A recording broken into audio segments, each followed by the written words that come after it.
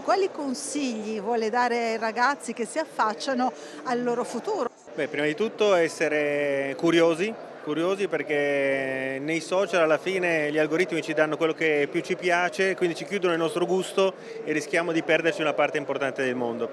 E poi disciplina, disciplina, quando uno ha un talento può trasformarlo in eccellenza soltanto se quel talento lo allena, e poi immaginazione.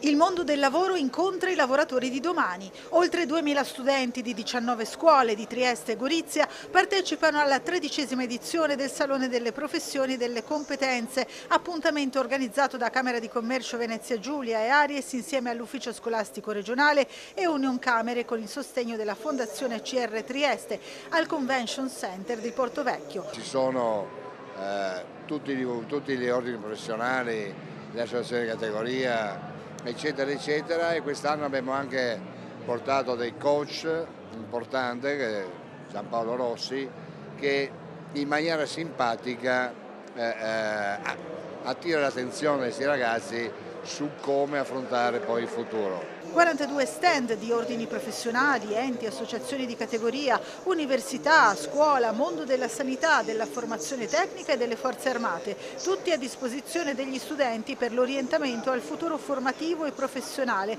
anche attraverso workshop e, novità di quest'anno, un incontro dedicato alle famiglie. Dobbiamo parlare con i genitori per forza, perché i genitori poi alla fine hanno dell'appeal forte sui propri figli su dove orientarli. Devono fare qualsiasi valutazione rispetto al loro futuro, immaginando e conoscendo quella che è la realtà di offerta formativa, di orientamento e di diritto allo studio del nostro territorio,